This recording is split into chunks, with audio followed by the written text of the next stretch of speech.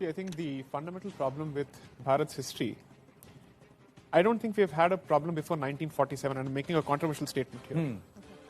Because I think until the first war of independence, that is 1857, Bharat still retained its sense of identity, notwithstanding the fact that it had seen two successive waves of colonization. After 1857, the British man effectively realized that there are two things that you need to do if you have to subjugate this population for good and for eternity. Two things. Take away their weapons. So the Arms Act was introduced by the British man. So first, take away the weapons. Therefore, effectively, the spirit of martial resistance and physical resistance was killed, which we call kshatriya. The second is intellectual resistance, which is more, I would say, fundamental and which is more lasting. And that was changed through the education system. Now, ideally, what would you expect? A country that undergoes political independence would also want spiritual independence, ideological independence, psychological independence.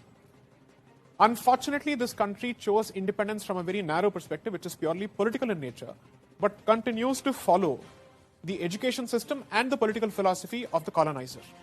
As a consequence, I am not at all surprised that today, when there is a discussion as to whether it's a Shivling or a fountain, it is the maximum number of Hindus who actually laugh at this particular aspect and call this a fountain.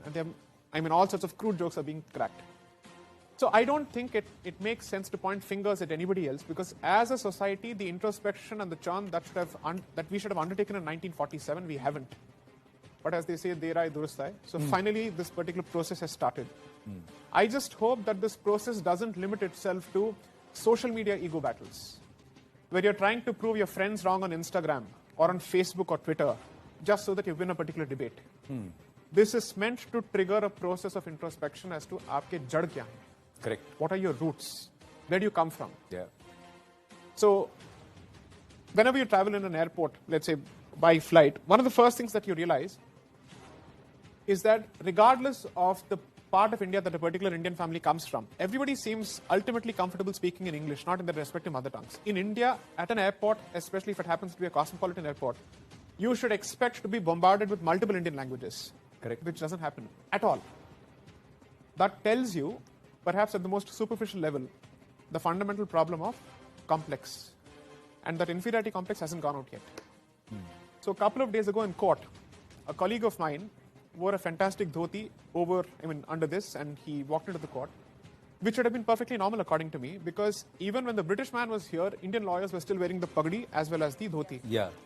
They were wearing it. Correct. So if you go to the Madras High Court, you see the busts and the sculptures of all the past Chief Justices. They proudly used to wear their turbans and everything. Yeah. Vishweshwaraya, Yeah. he used to wear the pagdi. He used to wear the pagdi. Right? This boy was ogled upon as if he was a creature, an ostrich who would suddenly come out of the zoo. And so I decided to go and take a picture with him. So that tells me that the first problem is within. And I hope that at least this generation has what it takes to take this discussion forward. Because you see, in the late 19th century and the early 20th century, the one thing they did not have was tools of independent and individual expression, which is social media. Correct. You were completely held hostage to, sorry to use the language, mainstream media. Which means, if you agree with my philosophy, that philosophy gets aired. If you don't, I don't exist. Yeah. But thanks to social media, it's possible for me to express my views. Plus, internet, I think, has made it possible for so much of information to be, let's say, freely available.